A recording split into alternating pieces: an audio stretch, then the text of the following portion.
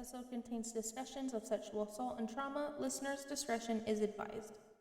Hello, everyone, and welcome back to TIC Talks, a podcast from the Tucson Indian Center where we talk about community, culture, wellness, and resources that support our Native families.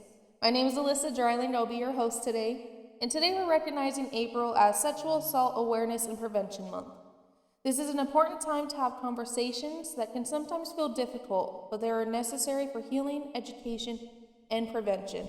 Today I am joined by Tanya, our domestic violence prevention and education specialist here at the center. Tanya, thank you for being here, and if you would like to introduce yourself to everybody. Good morning. As Alyssa mentioned, my name is Tanya Rios. I am the domestic violence prevention specialist here at the Tucson Indian Center. I am enrolled with Thanaotam Nation, Shukdo District, and what I do here is help individuals who come into the center needing support in this particular area, whether that be just having somebody to talk to, assisting them with walking them to the city court to obtain restraining orders, filing them, calling Emerge to get into a shelter, do the assessment over the phone. I also do groups, do different groups. This month so far I have a couple things going on for this particular month, Sexual Assault Awareness Month, and I will mention those later on before we end the session. Awesome, Tanya. Thank you so much for being here. So to start us off, since it is April and it's Sexual Assault Awareness and Prevention Month, why is it important for everybody to know what April and this month is about? Well, April is observed Sexual Assault Awareness Month. The actual color for the month is teal. It's important because it raises public understanding about sexual violence, supports survivors, and promotes prevention. It helps educate communities about consent, boundaries, and respectful behavior. It reduces stigma, so survivors feel safer speaking out and seeking help. Encourage prevention through awareness, bystander intervention, and policy change. And it shows support for survivors and connects them with resources. In short, it's all about creating safer communities and fostering a culture where sexual violence is not tolerated. Thank you so much for giving everybody kind of a clearer understanding of what this month is about. It may just be the month of April, but it's noticed throughout the entire year. So, what do people most often misunderstand about sexual assault? Well, there are probably a bunch of things that are misunderstood about sexual assault, but I'm going to focus on one particular thing, which is a big thing, I think, is if you're in a relationship or married to somebody, that if you're forced to have, sex against your will, that it's not sexual assault. And that is false. That is false, because you are not giving your consent for that. So that is a big misconception when it comes to this. Definitely. And it kind of goes into consent. So how would you define consent in a way that everybody can clearly understand, even for our youth? No means no. Your body is your body. It's just telling people, if you feel uncomfortable with them getting into your personal bubble, even if it's just a small touch, them putting their hand on your shoulder, trying to give you a hug, anything like that, if you're not comfortable with that, you speak up about it. You tell them that you're not comfortable with that. And we need to teach our youth at a very young age to do that, because that empowers them to be able to do that as they get older. Definitely. And it's not just focused on women either. It is also males and guys that are also sexually assaulted, not just females. Yes, that is very true. It is very true. It's not just females. So going and diving deeper, what are some groups that are disproportionately affected but often overlooked with sexual assault? Well, this is very, very important, I guess, for myself, being a Native woman, is because violence against American Indian and Alaska Native women has reached devastating levels on tribal lands in Alaska, Native villages, and in urban centers. The National Institute of Justice research report states 84.3% of American Indian and Alaska Native women have experienced violence in their lifetime. 56.1% of American Indian and Alaska Native women have experienced sexual violence. That is very, very high compared to a national average of just overall any other populations. For Native communities, it is very, very high, and that is very alarming. Definitely, it is very alarming, especially going into it being similar to like suicide, where it is one of the highest rates that we see in Alaska Native and American Indian populations here.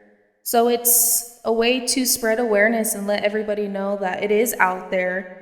Nobody may want to talk about it, but it needs to be talked about. And that's part of the issue, is that it's not talked about. It's something that isn't brought up, and so that's part of the issue, is it needs to be talked about. We need to talk about our youth. We need to talk about these things to help with preventing it and help with all these alarming numbers. Definitely. Thank you for sharing those statistics. So going into like our systems that we have in society, what are some institutions, like our schools especially, where do they fall short in addressing sexual assault? Well, recently for Teen Dating Violence Awareness Month, which was in February,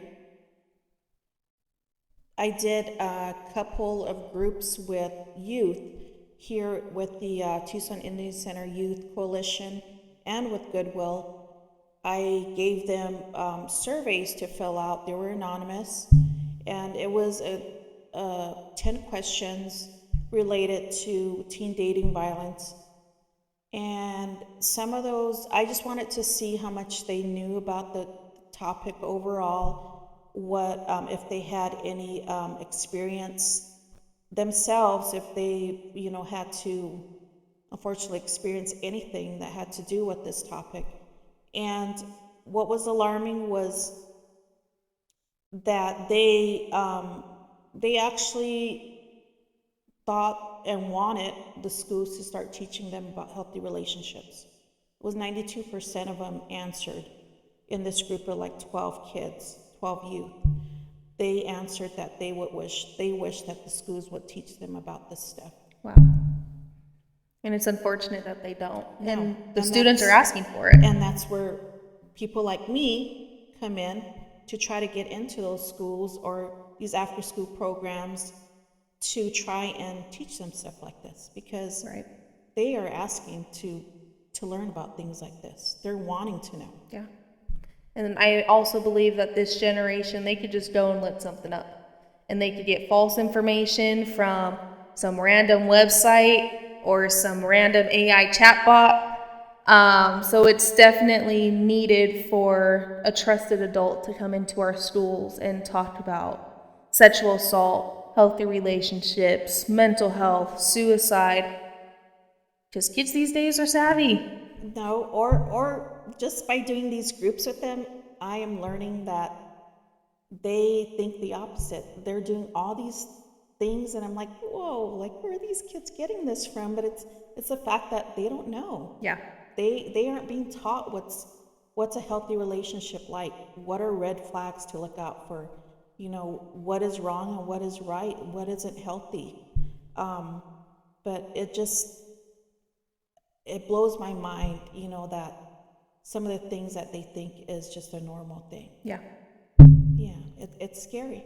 No, it definitely is. And again, our day and age, we're growing, stuff is changing. We have to try and adapt. Technology, cell phones, Yes. all of that comes into play as well. Definitely. Social media, it makes it a lot scarier Oh, yeah. for our teens and our youth nowadays. Definitely. Even with going on the phones and having online dating. Yes. That is also a whole other topic. Yes, that's a whole nother thing that, we don't have enough time for today. No, But definitely. yes, it is definitely scary as, a parent. As Yeah. you have grandkids. It's something that you need to start thinking about and trying to talk to your kids about. I know teenagers don't like to hear this. They don't want to be lectured. They don't think that you know what you're talking about, but as long as you keep talking to them, not lecturing, but maybe just talking to them, An open door. You plant a seed in there, you know, and they will start to I guess I'm sorry, I can't think right now. They'll start to hold on to some of that information. Absorb it. Yeah, from those talks that you have with them. Definitely. And those talks should be non-judgmental, totally open, no judgment, no bias. That's the only way how we're going to teach our youth. Yeah, and some of these groups I've done, all they want to do is just somebody to listen to them. Definitely. They may act like they don't want you around, but they actually just want you to listen to them. Yeah.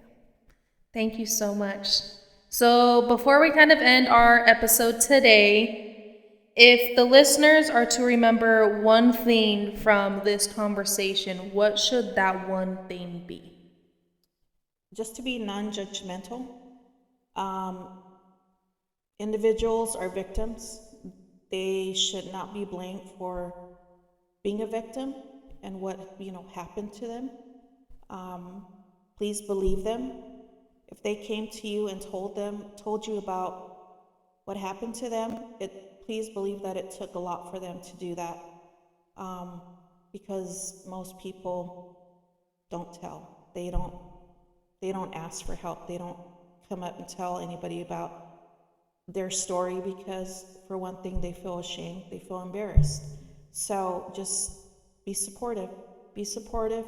And always be there, and just continue to encourage that person to seek services that they may need. Definitely. Having a support system is definitely helpful, for sure. Where can people go for help or even to learn more about sexual assault, domestic violence, anything like that? You can definitely come see me here at the Tucson Indian Center. You can also go to or reach out to SACASA, which is the Southern Arizona Center Against Sexual Assault, here in Tucson. And they have a hotline, which is 1-800-400-1001. And you can also look them up. Like I said, Southern Arizona Center Against Sexual Assault. We also have Emerge, and their number is 1-888-428-0101. I also have Bonautham Nation, Gumchuki, which is 866-666-4889. And for Pasquayaki, we have 520-879-5523. Those are some of the resources that we have, and of course, if it's an emergency, always call 911. Definitely. Thank you so much for providing those resources, and anybody also, if they want more information, could always call the center and contact you directly. Mm-hmm. All they have to do is call the center at 520-884-7131. Yes. And as I mentioned at the beginning of the podcast, this month I am doing events partnered with the VA, doing a DV conference, domestic violence conference at the Desert Diamond Casino on Friday. Unfortunately, we are all sold out for that conference. And I am also doing, partnered with the Pima County Sheriff's Department for rape aggression defensive classes, which is self-defense classes that I had sign up for women girls and women 12 years old and up. That will be starting this Saturday and next Saturday. If you're interested in that, I am full for this class, but if you're interested, you can contact me here at the Tucson Indian Center, and I can provide you the information to be able to contact the Sheriff's Department and sign up for yourself for one of their classes that they are doing. That's awesome. And also just be aware we might have more upcoming classes for those RAD classes potentially for the Sheriff's Department. We might, because I did have a bunch of people that I unfortunately had to turn away because I had such a high demand and unfortunately filled up too quick. Yeah. No, that's awesome that people want to attend these things and learn and help themselves. Yes, it's better to learn this and be able to protect yourself and not need it, I say. Definitely. Again, thank you so much for being here, Tanya. Again, if anybody is looking for any support or services, you can reach out to the Tucson Indian Center. We provide resources, education, a safe space. If you are seeking any type of behavioral health treatment, we do have our clinic, which does provide behavioral health therapy, so you can come and make an appointment for that. But thank you for listening to TIC Talks. Be sure to follow us for more conversations centered on community, culture, and wellness. And remember, you are not alone and support is always available.